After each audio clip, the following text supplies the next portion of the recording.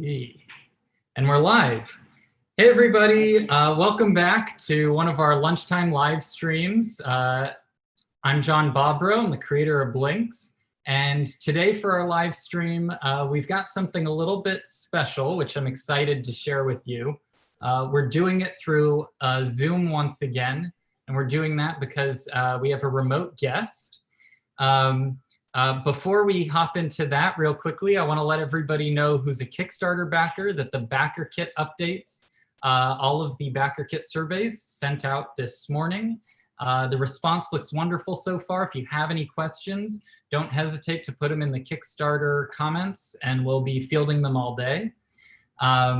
There's some nice added news in there for the developer kits, and yeah, if you have questions about that, we've also posted videos explaining that on our YouTube channel. You can see all that stuff down below.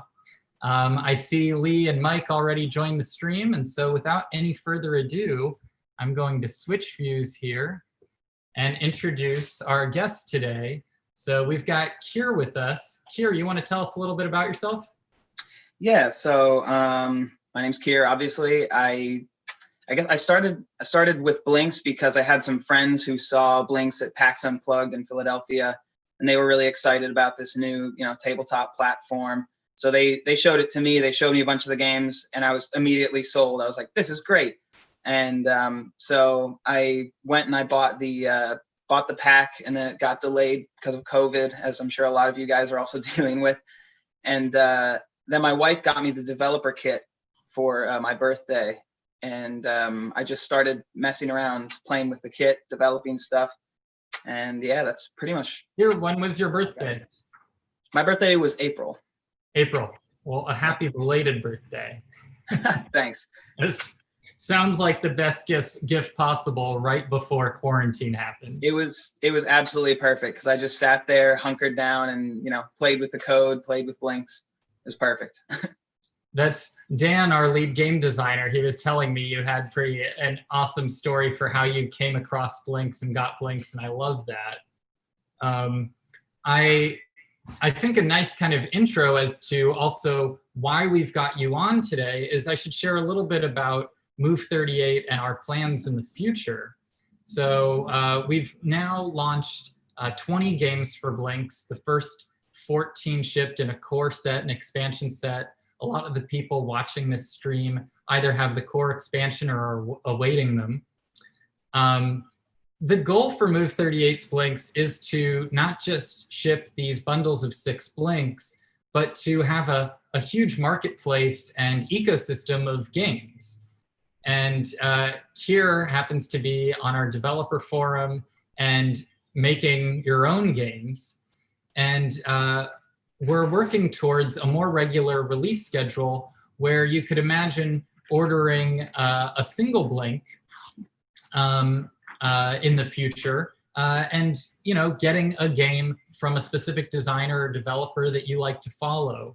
And so be on the lookout for that. We'll be announcing things later that we have planned into our timeline. But Keir fits into this category where Keir's designing games and we connected on the developer forum. Let's see. I told you I'd follow a little bit of a structure. So we found out how you got your Blinks. Where are we talking to you from? Well, so right now I'm actually in Treasure Island, Florida at my wife's grandparents' house. We decided to quarantine here instead of in Philadelphia where we live. So it's been warm, it's been hot, but it's a good time. So you're quarantined at a grandparent's house. How have you managed to, so we're going to talk about a game that you've proposed and have been working on. And that game is called Heist. Is that right? Yep. Yeah. The official title of as of now is Heist. Obviously there's been many iterations as game design goes. It started off as, well, the whole backstory is a long thing, but it originally was going to be like Castles and Catapults or some sort of something like that, but it turned into Heist because of kind of a long story, but Well, let's hear about that story. I'll sort of prompt for that in a bit. So you're in quarantine. How about you describe to me, I'll load up, I've got some blinks in front of me, and I'm gonna load up Heist. How many blinks should I grab for Heist? So I designed it to be played with well, really you can play it with 2 if you really wanted to. I would recommend you load up 6 or 7, just for the demo. Cool. The idea is that it's really scalable, which I think is one of the things I wanted to aim for, because I originally only had 6 blinks. So I aimed it so that you could, play with as little as you can, or you can, really up the ante and play with a mountain of blinks. Awesome. I love that. Yeah, I love starting there. I feel like one of the questions we get most often is like, what can you really do with 6? And there's always a lot of trust that goes into actually quite a lot. So I just loaded up Heist onto 7 blinks. Yep. There you go. So you could imagine I had a core set of blinks here and then a Heist blink. Yep. Cool. Exactly.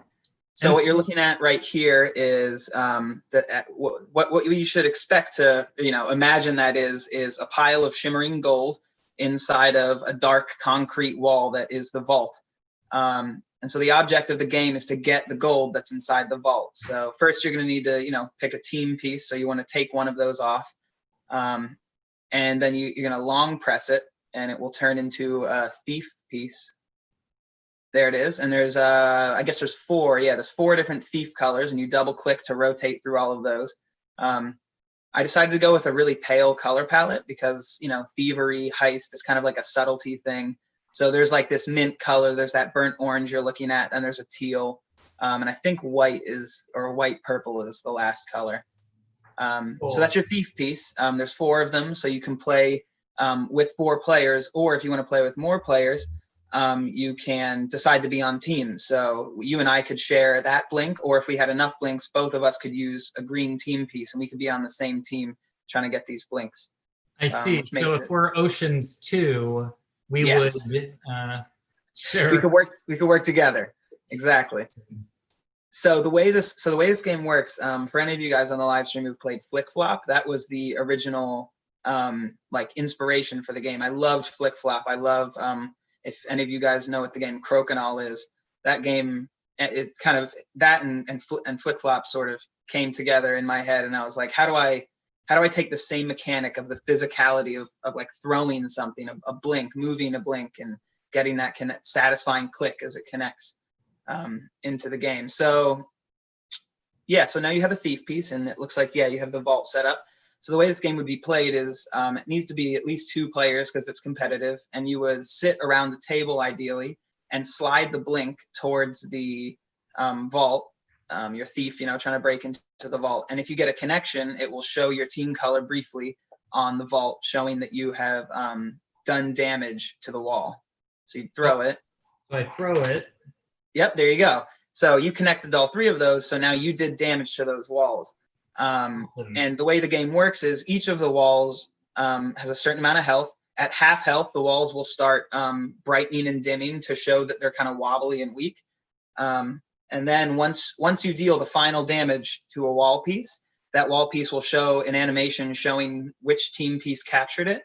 And then you get to remove that blink from the vault, and it becomes a piece of gold that you get to hang on to. And so, you go in turns around the table, sliding your blink, attacking the vault, taking pieces of gold if you get them. And then at the end of the game, whoever's the biggest pile of gold is the winner. Super cool. So it's like I showed up at a heist and all my fellow robbers also did. Right. So kind of the flavor of it that I like is that you and your buddies are robbing a bank, but let's be honest, there's no honor among thieves. You're going to keep the gold for yourself. So the goal is who can get away with the most. I think one of the best openings to any movie in the last 10 years has been Christopher Nolan's Dark Knight. Yep. Oh my God, I could watch the first 15 minutes of that over and over again. It's incredible. It's so good. Awesome. The only thing I wish is that somehow in this game I could incorporate a blink going, I killed a bus driver. That would be ideal. That's maybe on the artwork, or maybe an Easter egg in the serial print. Oh, there you go. Okay. We'll see. Awesome. Yeah, yeah. So I threw, and that was my turn. I dealt some damage. Yep. At the moment, it doesn't look like anything's a little bit weaker, but that means I haven't hit a threshold yet. Yes. So what the threshold you're going to hit is half health, and that's when they will start wobbling. In the current iteration that you're playing right now, the health is randomized, well, semi-randomized. They each either have 6 or 4 health, one of the two. They're way more likely to have 4 health, but some of them will have 6, and that just kind of messes with it. So you can't just be counting hits. You have to rely on that half health meter. Interesting. So if I'm the next player, I'm going to throw and I attach here. There you go. Yep. Cool. So this one's now been damaged twice. Yep. Okay. And maybe it would be best for me to, interesting. So this is where the strategy comes in, because the next player, you don't want to do too much damage, because if you bring it down to 1 health left, then the next player is going to get that if they can attach. So. Got it. Cool. And so I should also share, this is a game that's a work in progress, right? Yes, it is. It's still being worked on for sure. And like a lot of the games on our forum, there's feedback in there and iterations. And yeah, I'm curious to ask you, so like, how are you play testing something like this, especially in quarantine? So we've been at first we were quarantining with my family, so I play tested a lot with my siblings. My wife has been very gracious in play testing with me quite a bit. She's seen every horrible iteration that didn't work. Awesome. Yeah, I mean that's pretty much it. Most everybody on this stream is familiar now with my partner Jamie, and she she's very critical of like everything Blinks or everything I do. And I don't know if you had that same experience, but the best feeling ever for me was, Blinks have been in honesty, they've been in progress this has been a passion project for like almost 6 years at this point. And so the very first iterations of it looked nothing like what it is now. And about 2 years ago, after the first Kickstarter, Jamie started to tell her friends, she's like, this thing that Jon's working on is actually really cool. Like the games are really fun. And I was like, oh, yes. And then with the community set games, she, is like, I overheard her on phone calls where she was like, these new games, they're all really awesome. And I'm just like, I'm not around. I'm not, like this is unprompted. Right. And so it's really nice to have like somebody who's like honest and critical. Usually I think game designers say like, don't trust family because everybody kind of wants to be nice about like how it is. Yeah. Is your wife, is she nice about it, or is she kind of like, It's a weird mixture, because I'll show her something and she goes, oh wow, yeah, that's cool. And I'm like, I heard that. You're like, just tell me the truth. And she's like, all right, honestly, you got to change the colors. That one looks a little weird. Stuff like that. So she's a weird mixed bag where she wants to be supportive, but it's kind of obvious when things aren't going well. Yep. Yeah, I feel like you can't really listen to what somebody's saying. You have to just kind of react to their body language, and like, you can tell, like I can tell when somebody's like, they're like, that's really cool. And then they walk away and they don't say, how do I buy it? Right. It's like, if you thought it was really cool, you dig. Yeah, exactly. So I'm gonna, it looks like, so I created a little bit more damage. Let me hold this up. There it is. So that's the half health. You can see it's phasing in and out, brighter and darker. And so that means it's at half. So I'm going to go just for that one. What happens if I miss like that? If you miss, you just take your piece back. That's your thief piece. So you tried to get in through the wall. You didn't do any damage. You didn't make it. Okay, so it's the next player's turn. That was my turn. That's your turn. It's the next player's turn. Oh, okay. Oh. Let's see. I should be better at this. I've got lots of flip-flop practice. So one of the things that I was originally imagining with this game is that you could, ideally it would be played on a, that didn't kill it, on a tall tabletop where you can, a small like bar table where you can walk around it, because the idea is that you should be able to attack the vault from any side on your turn. So Right. The way that we've dealt with it, because we don't have a table like that, is that you can just each player gets to rotate it, exactly whichever way they want on their turn. That's kind of cool. There's a little bit of a, I don't know if this is intentional by any means, but there's like a little bit of a, this is the combo. Turn that's good. That's good. To the left. I did not think of that, but I like that. I like that.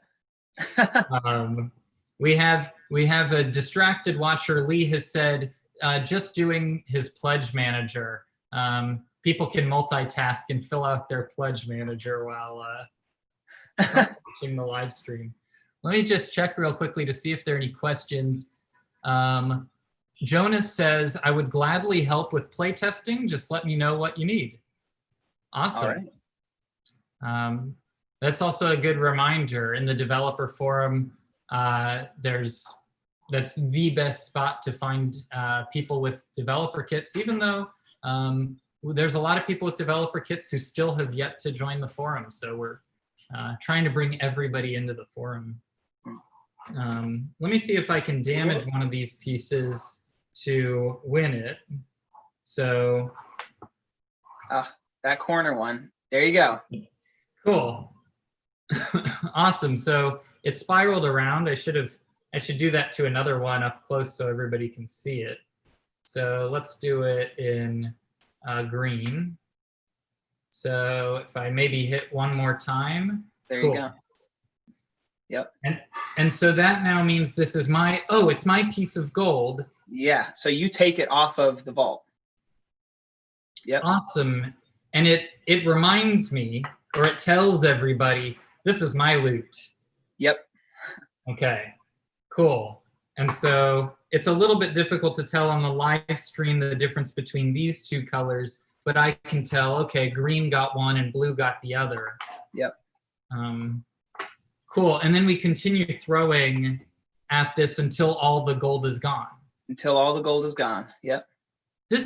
So I actually, is this by design? I know in Flick Flop, one of the things that was a critique early on is it's difficult to start because the target is small at the beginning and it becomes easier as more people attach. Right. In this game, you start with an easier target to attach to, and then it gets tougher as you go on, which I think makes a lot of sense. Is that part of the thinking? That was not originally part of the design for this game. It was kind of part of the design for early iterations of this game that were just a completely different style of game, pretty much. Cool. So it just accidentally happens to be that the more gold you take away, the harder it gets. Yeah. I'm actually just going to go to, this is actually a good time to talk about this. So you mentioned that this game has gone through a lot of different names. Someone in the, let me see, in the comments, let me switch over to YouTube, asked for, asked for a forum link. And so I'm going to put that link in the forum right now. And the forum link says Fort Rush. Yeah, Fort Rush was one of the earlier names for the game. So you said this was a long story. Try for a couple minutes. Yeah, so so basically, when I first got them, I love the idea of Flick Flop. I love the mechanic of sliding something across the table. My first thought came into like being as a game that I called Trench Warfare, which you could play this in a similar fashion.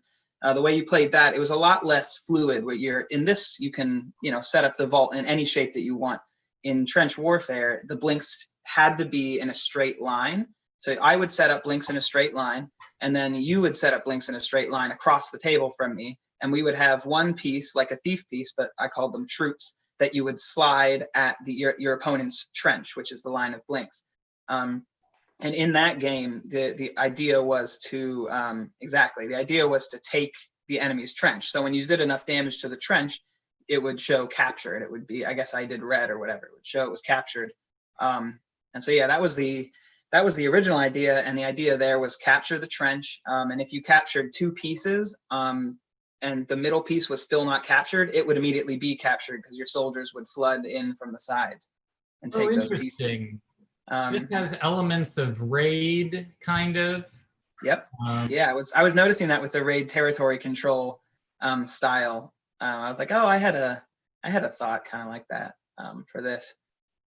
And so it went from Fort Rush. It's currently Heist. Did it take some other turns in the middle?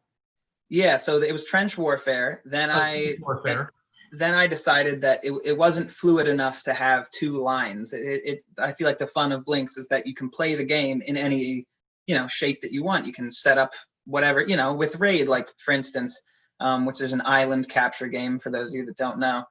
You can set up your island to capture in any shape you want. You can make a little, isthmus and some, peninsulas and stuff, and it changes the gameplay a lot, and I really liked that. So after trench warfare, I thought, no, it needs to be more fluid where you can, set up the pieces that you're trying to capture in a different way. So then it became Fort Rush, which is very similar to this game. Got it. Cool. And so did you put it on the forum as trench warfare first? No. So you were working on this. Okay. Yeah. Before that, it was trench warfare, and I didn't feel ready to me. And then I was so excited about Fort Rush that I just got a really basic version of it working and threw it up on the forum before I did any sort of editing at all. So it was just a super rough, and all the games I've put on the forum, actually, I get excited about it and I throw it up there and then I start editing. I think that's the best way to do it. I have to say, I asked about trench warfare because I was like, I follow the forum probably closer than I should. I love following the forum. Yeah. And you'll see me comment on a lot of stuff there. I download and install the games pretty quickly. But I think, popping something up there raw, I've even downloaded people's games that totally crash my Blinks. And it's like, oh, okay. Right. It's not a worry. I just pop the battery out, pop the battery back in, and they're up and running. They're ridiculously tough. So trench warfare, and then you threw up this version, what turned into Heist, but was super loose, and then just kind of iterated on there so we can see your process in the forum. Anyone could pop in. Yeah, I think. Oh well, so I didn't understand how GitHub worked. I was not very used to GitHub, so somewhere out there, I'm sure there's a version of Fort Rush that's in its original form. But I think I threw out my repository that had Fort Rush on it because I didn't understand how to update it, with the thread of updates. So I think the oldest version that I know how to access right now would be the version called Castles and Catapults, which was Castles and Catapults was pretty much what you're playing right now. Because the thing with Fort Rush was that those thief pieces, it was very granular, and the thief piece had to attach on a certain face. So they weren't lit up entirely the way they are now. It was just one or two faces that you had to attach with. And I found that it made the game very, very difficult to play in play testing. So I got rid of that. A little bird told me that there's some of the elements of this are still in the works. And that some of those aspects of having a specific side that might be accessible or blocked has been tossed around. Yeah, so that was the idea of the guard. Is that what you're referring to? So that was an idea originally, and it sounds really cool and it's fun. And the idea would be that around that vault that you have there, all the dark faces, which are the walls, there would be a little blue face of a policeman patrolling the walls. And then, I was talking with Dan, the game developer, the lead game design guy, and we were talking about it, and we realized that all that really does to the game is it adds time, because it's not like, unless the guard is going so fast that you can't really predict it, you can see which side of the vault it's on. So right now, all you would do is wait until it's on the other side and then shoot your blink. So all it would do is make it so that you have to wait until the guard's on the other side of the blink. So it doesn't add a difficulty. It just adds, all right, my turn, now I wait, and that's it. Interesting, got it. It might be more exciting, for example, to have like an explosive, like a C4 or something, that if you're rewarded for, but then once again, similarly, you'd be waiting for it to be in the right spot. Exactly. Which I think is probably the slowest part of flick flop in general, is like, all right, if you miss your go around, you're like, okay, wait and shoot. So yeah, that makes a lot of sense. Let me see. There's a couple of other things I wanted to. So you're not just a game designer. That's true. What do you do when you're not designing games? So, well, I never really was a game designer. I just happened to have a math degree and a computer science minor. Just graduated from college, got a job, lost it to COVID, just like all the other people out there. Wow. So what I've been doing since college is stand-up comedy. That's pretty much been my life for, like, I guess the past 3 or 4 years now. Philadelphia based, moving to New York soon, hopefully. I'll give you a chance to plug at the end as well, but where in Philadelphia, what should somebody look for where you perform stand-up? Oh, well, I'm really early on in it. And the weird thing about stand-up is that you don't really get much early on. So for me, it's like bar shows, some small clubs in the Pennsylvania area. Might be able to see me at Wisecrackers sometimes. Wisecrackers, there's one up in Scranton. There's one in Allentown. I've performed at the Philly Comedy Club, which is, a pretty small venue in Philly. And then like a bunch of bar shows, whole bunch of bar shows. Am I allowed to ask who your favorite stand-up comedian is?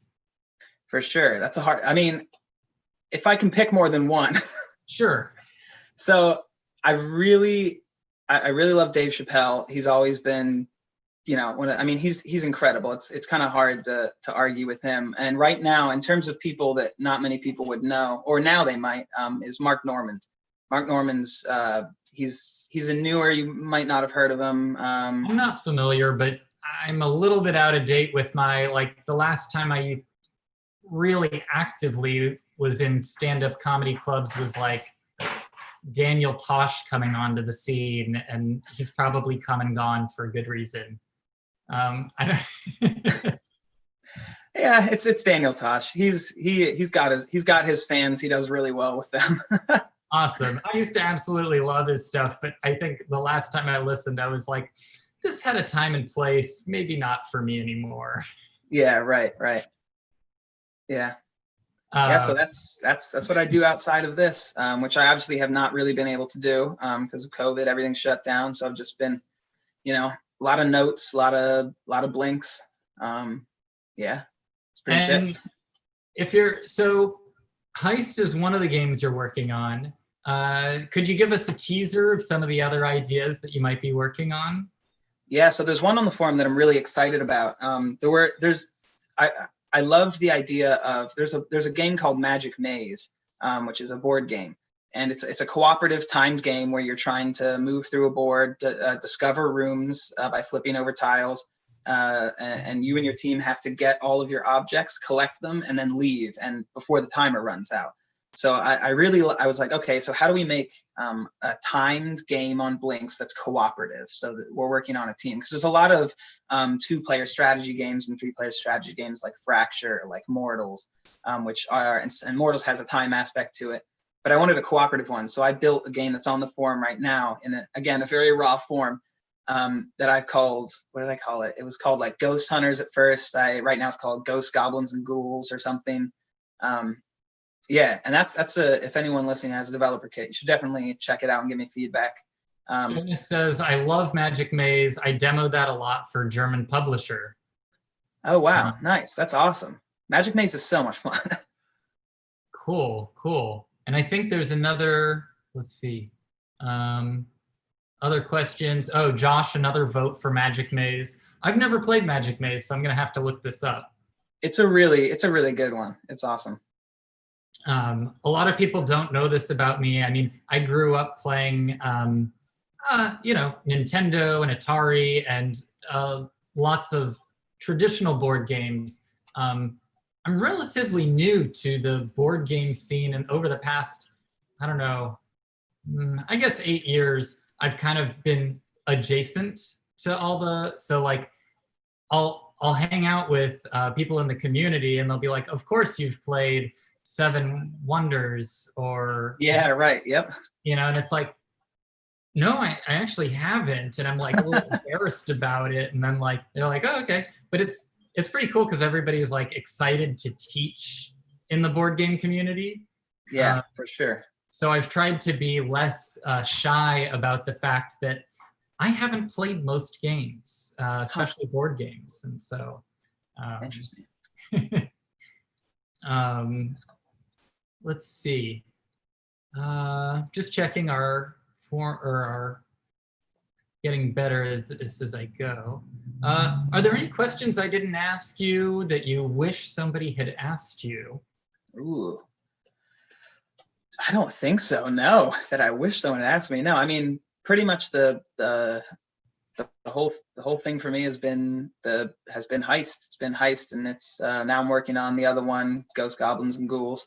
But yeah, that's pretty much my Blink story right there. Awesome, Keir. This is, first of all, it's great to meet actually face to face. Yeah. And it's been really fun following the progress on the forum. Before we wrap, I want to share with everybody, this has come as news to some of the people in the forum. I realize this has not been heavily publicized by Move38, but it's a community-driven platform of the games we've shipped. Almost half of them at this point have been developed by community game designers. As we continue to release games in the future, everybody who designs games actually earns a royalty from every Blink shipped with their game on it. And so if you're a developer watching this or interested in designing your own games, while most everybody who seems to approach designing games for Blink's seeks to do it just for the fun of it, we want this to be something that can support the ecosystem and be self-sustaining.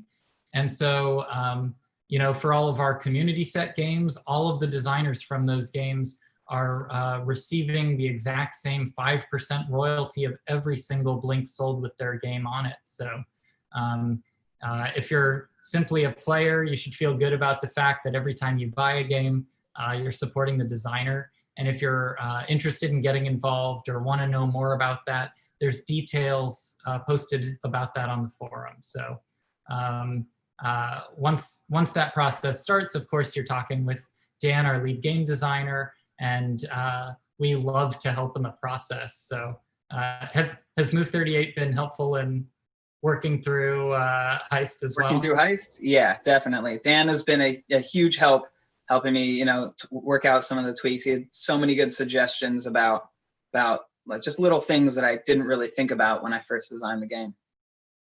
Awesome. Well, Keir, where do we follow you? What's a hashtag or Instagram? Well, when the game comes out, there should be something on there with some links that I put on. On Facebook, you can follow at Keir Williams Comedy if you want to follow that. I barely have any shows, so because I'm very fresh, but you know, you'll find stuff on there. I think unless it gets canceled, if you live in New Jersey, I'll be at the Comedy Shop Friday, July 10th, if everything is open, you know, at that time. So you can look up jjcomedy.com. You can find tickets to that. I can't remember who's headlining. I think it's like, Joe or Joel, someone. I'm sorry if you're out there. Don't fire me. But yeah, besides, you can follow Keir Williams Comedy. You can find my GitHub on the forum if you want to check out some of the other games I'm working on. Yeah, and that's all I got. Awesome. Keir, this has been a blast. We're looking forward to doing more and having more designers, developers join us. I'm going to stay on for another couple minutes just to answer any questions that might pop up into the comments. Yeah, Keir, this has been a treat, and I'm looking forward to sharing more of your progress, and I hope everybody follows along in the forum. Awesome. Thanks so much for having me, John. Later. All right, bye. All right, let's see. I'm going to switch to speaker view. Cool. So, oh, that's not the view that I want. Pin video. I think that's right. So yeah, in case there are any other questions, I'm just going to scroll through. Jonas, I see you asked about the developer upgrade. I will follow up with you shortly on that. Let's see. Board game communities are cool, like John said. Yeah, seriously. Yeah, the board game community, if you don't feel like you're part of it yet, definitely reach out. Everybody's so open and welcoming. And I think, you know, it's just, you know, I think back in the day, it used to be just totally miniatures and war games. And now it's such a broad spectrum of games. So really an amazing community. Unless there are any other questions, I figured I'd just wrap with, we're here every Tuesday and Thursday. We're going to be doing more live streams. If there's specific content that you'd like to see us live stream, be sure to add that in the comments. If you haven't subscribed, subscribe down below and make sure you click the bell for a reminder. And let's see, just scanning this. One question I can answer real quickly. The developer kit, does it come with the sushi rolls?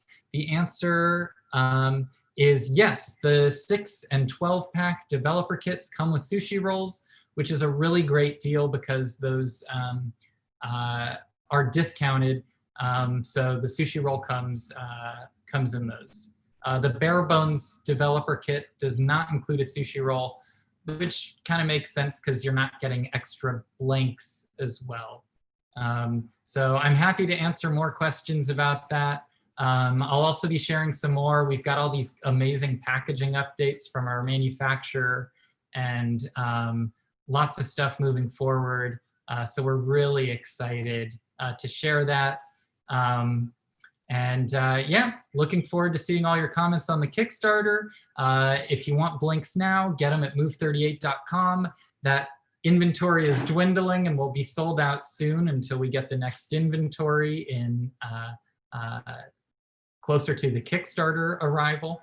And yeah, I'm looking forward to seeing everybody. Be sure to share your Blinks creations with the hashtag #MadeWithBlinks. Follow us on Instagram, Facebook, and Twitter, and I'll see you all on Tuesday. All right, have a great weekend, everybody. Be safe, wear your masks, socially distance. See you soon.